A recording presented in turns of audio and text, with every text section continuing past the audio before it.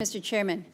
Mr. Secretary, welcome and thank you for coming to Alaska a couple of weeks ago. The time that you spent there along with Secretary Burgum, Administrator Zeldin, really deeply appreciated. I know you had the opportunity to go up north, get a little fresh air, but really have a chance to engage with so many that are doing amazing things in the energy space. And I really appreciated the comments that you had made at the Sunday roundtable, if you will. You had an observation about energy in Alaska that I thought that was really telling. You noted that there's the big things where we are able to take our energy assets for export to help our friends and allies. That second tier, which is that energy that is going to allow us as Alaskans to have more affordable, accessible energy for our own use. And then a recognition that in certain parts of the state, things just look different. And I think the words that you used was something like, you know, energy or power generation is going to look different in different places, and a recognition that when it comes to some of the smaller scale things, we just have to allow ourselves to have some flexibility and some creativity. So I love the way you had captured that, and I just thank you for that. First question, super easy. Are we going to build an Alaska LNG pipeline? Yes. Okay, there we go. Innovation. I could really delve into the gas line, but I'm going to move on to some of the other things that relate to the budget. I had an opportunity on that Sunday to visit with 7 or so of the national lab directors. It was great conversation. I really appreciated it. And we talked about some of the contributions that we're seeing out of our national labs. NREL specifically has been working with our cold climate housing center, just some great innovative technologies. So just a direct question to you on the assets, the resources that we're directing to sustain our national labs' ability to really coordinate directly with communities, the ability to offer technical assistance.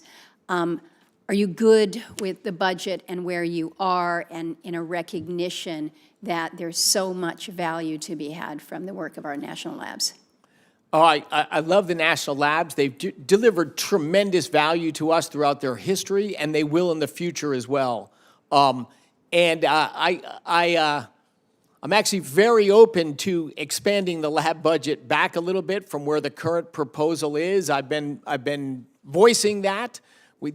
AI is moving very fast right now. Quantum computing is about to arrive, and fusion energy, a thing I worked on in my youth, is going to come to pass.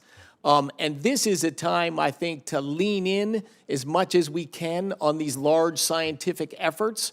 And so I am keen, actually, to grow the budget for our national labs in those key areas of AI.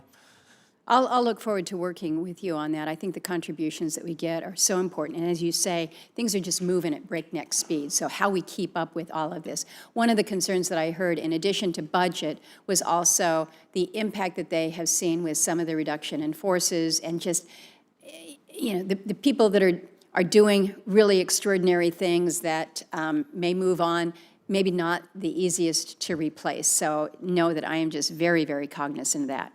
I want to ask a question about the Tribal Energy Loan Guarantee Program. As you know, I'm chairman of the Senate Committee on Indian Affairs. The budget is proposing a significant reduction in the Tribal Energy Loan Guarantee Program. I know this is not just for me, my colleague here from North Dakota, where there's so much potential, I think we recognize, on tribal lands still remaining undeveloped. I guess I'd ask for your thoughts on how we can be doing better. If you don't think it's within the construct of the Tribal Energy Loan Guarantee, how is it that we can be more helpful working in partnership to address some of the exorbitantly high energy prices that we see in our tribal lands? Thank you for your passion on this issue. I share it, as you know. Yeah. So in the history of the tribal thing, I think it's made one loan. That is it. It's been in 2 or very 3 years. disappointing. So it's like, hey, we have a whole office and it's got one thing to loan.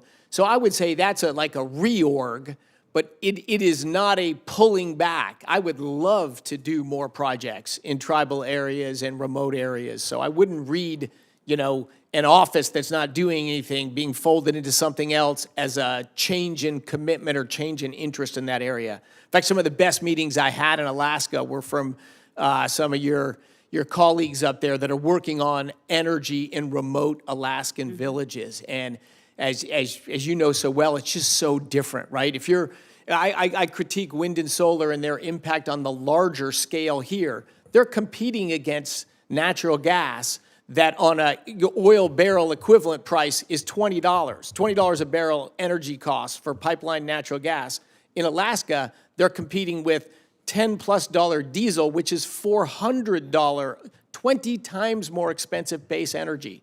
If you can put solar or wind or micro hydro on a grid there, you can shrink your diesel costs, extend the time between refueling and shipping. So yes, as you and I have both said so many times, there are different energy answers in different settings at all times. I'm a people in math. And one of the problems I think we've made the least progress on is affordable energy in remote communities. We got great work to do together, and I look forward to exploring more with you on that. Thank you, Mr.